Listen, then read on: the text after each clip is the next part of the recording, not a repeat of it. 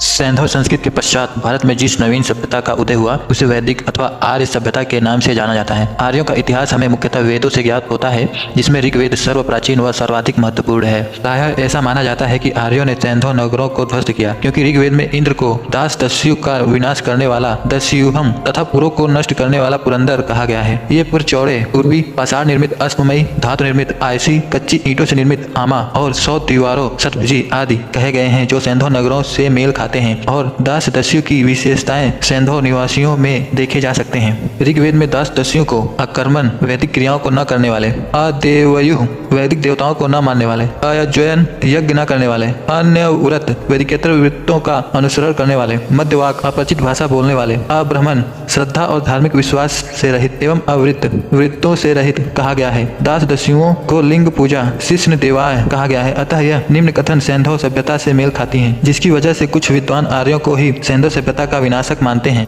किंतु भाष्यकार सायण शिष्य देवाह का अर्थ कामासक्त अथवा विलासी के रूप में करते हैं। शिष्यनेन दिव्यंती क्रीडंती वा और केसी चट्टोपाध्याय दास दस्यु का संबंध पौराणिक देवासुर संग्राम से करते हुए इस मत का खंडन करते हैं। आर्यों के निवास स्थान के संबंध में मतैक्यता नहीं है। भारत को आर्यों का मूल निवास स्थान बताने वाले विद्वानों में पंडित गंगानाथ झा ब्रह्मर्षि तेज को और टी.एस. त्रिवेद मुल्तान स्थित देविका में तथा एल.डी. कल कश्मीर तथा हिमालय क्षेत्र में आर्यों का मूल निवास स्थान बताते हैं। हाल ही में लिखी पुस्तक जो जर्मन में शोध पत्र पर आधारित है में विद्वान भगवान दास गिडवानी ने पुस्तक रिटर्न ऑफ द आर्यंस में आर्यों का मूल निवास स्थान भारत को माना है। परंतु आर्य भारत के निवासी होते तो सर्वप्रथम अपने देश का ही आर्यीकरण करते। समस्त दक्षिण भारत आज भी आर्य भाषा भाषी नहीं है। उत्तर पश्चिम में बलूचिस्तान में ब्राहुई भाषा का पता चलता है, जो द्रविड़ परिवार की भाषा थी। यह इस बात का सूचक है कि संपूर्ण भारत अथवा कम से कम उसका बड़ा भाग भारत की दृष्टि से अनार्य था। यह आर्यों के भारतीय मूल के सिद्धांत के विरुद्ध सबसे प्रबल प्रमाण है। बाल गंगाधर तिलक यह मानते हैं कि आर्यों का निवास स्थान उत्तरी ध्रुव था। तिलक महोदय के विचार से आर्यों ने ऋग्वेद की रचना सप्त सैंधव प्रदेश में आकर किया। ऋग्वेद के एक सूक्त में दीर्घकालीन उषा की स्तुति मिलती है। दीर्घकालीन उषा उत्तरी ध्रुव में ही दिखाई देती है। महाभारत में सुमेरु पर्वत का वर्णन मिलता है। यहाँ 6 महीने की दिन व 6 महीने की रात होती है। यहाँ भी उत्तरी ध्रुव की ओर ही संकेत है। अतः हम कह सकते हैं कि आर्य उत्तरी ध्रुव के ही निवासी थे। किंतु तिलक का उपर्युक्त मत कोरे साहित्य पर आधारित होने के कारण अमान्य है। स्वयं आर्यों ने ही सप्त सैंधव प्रदेश को देवताओं द्वारा निर्मित देवकृत योनि कहा है। अगर वे उत्तरी ध्रुव के निवासी होते तो उसका उल्लेख वेदों में अवश्य करते। मैक्स मूलर ने आर्यों का निवास स्थान मध्य एशिया, रोड्स ने बैक्टीरिया और एडवर्ड मेयर ने पामीर के पठार को माना है। मेयर महोदय का विचार है कि पामीर के पठार से ही इंडो ईरानी जाति पूर्व में पंजाब तथा पश्चिम में मेसोपोटामियाई की ओर गई। इस मत का समर्थन ओल्डेनबर्ग व कीथ जैसे विद्वानों ने भी किया है। जो विद्वान एशिया को आर्यों का मूल निवास स्थान नहीं मानते, उनका कहना है कि भारोपीय भाषा भाषी परिवार के मुहावरों का प्रसार यह सिद्ध करता है कि आर्यों का मूल निवास स्थान एशिया में खोजने के स्थान पर यूरोप में खोजना ज्यादा तर्कसंगत होगा। एक अन्य मत के अनुसार वेदों और ईरानी ग्रंथ जैन अवस्था में समानता के आधार पर मैक्स मूलर ने मध्य एशिया को आर्यों का मूल निवास स्थान बताया है। यहाँ से वे बाद में भारत और ईरान की ओर बढ़े। जैन अवस्था और भारतीय वेद मुख्यतः ऋग्वेद के बीच भाषा,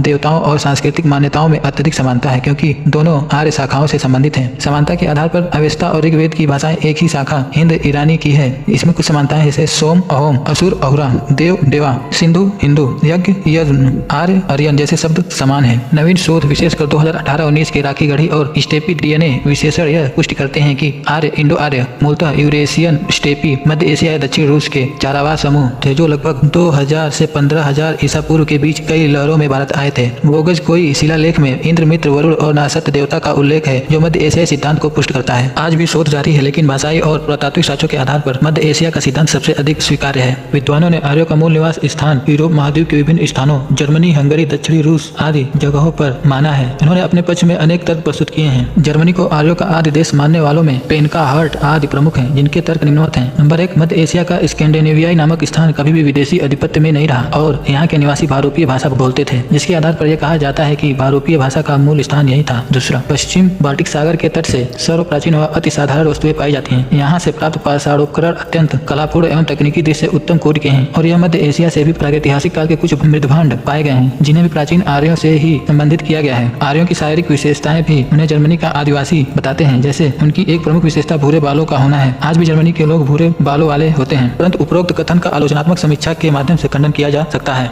एकमात्र भाषाई आधार पर स्कैंडिनेवियाई को आर्यों का मूल निवास स्थान नहीं माना जा सकता। बाल्टिक सागर तथा मध्य जर्मनी से प्राप्त और मिलते जुलते उपकरण तथा मृदभांड कुछ अन्य स्थानों जैसे दक्षिण रूस, पोलैंड, ट्रिपोली आदि स्थानों से भी मिलते हैं, जो जर्मनी के उपकरणों से भी प्राचीन है। जहाँ तक भूरे बालों का सवाल है, जर्मन के अलावा अन्य स्थानों की भी विशेषता है। गैल्स आर्यों का मूल निवास स्थान हंगरी तथा डेन्यूब नदी घाटी क्षेत्र को मानते हैं। विभिन्न भारोपीय भाषा के तुलनात्मक अध्ययन करने के बाद उन्होंने यह बताया कि आर्य मूलतः ऐसे स्थान में रहते थे जहाँ पर्वत, नदियाँ, झील आदि थे तथा गेहूं, जौ की खेती, गाय, बैल, भेड़, घोड़ा, कुत्ता आदि पशु पाले जाते रहे होंगे। ये सभी विशेषताएं हंगरी तथा डेन्यूब नदी घाटी क्षेत्र में प्राप्त होती हैं। अतः यही आर्यों का मूल निवास स्थान रहा होगा, परंतु उपयुक्त मत तर्कसंगत नहीं है। मात्रा तथा विज्ञान और उपयुक्त विशेषताओं के आधार पर इस समस्या का हल निकालना उचित नहीं लगता। पुरातात्विक एवं भाषा शास्त्रीय सामग्री के आधार पर मेयर, पीक तथा गार्डन चाइल्ड ने दक्षिण रूस को आर्यों का मूल निवास स्थान स्वीकार किया है। दक्षिण रूस में किए गए उत्खनन से लगभग उसी प्रकार की संस्कृति के अवशेष मिले हैं जो आर्यों के समय में थे। यहाँ की खुदाई से आर्यों के प्रिय पशु अश्व के अवशेष भी मिले हैं। पिगगट महोदय और नेहरिंग ने भी दक्षिण रूस को आर्यों का आदि देश बताया है। भारोपी तथा मध्य रूस की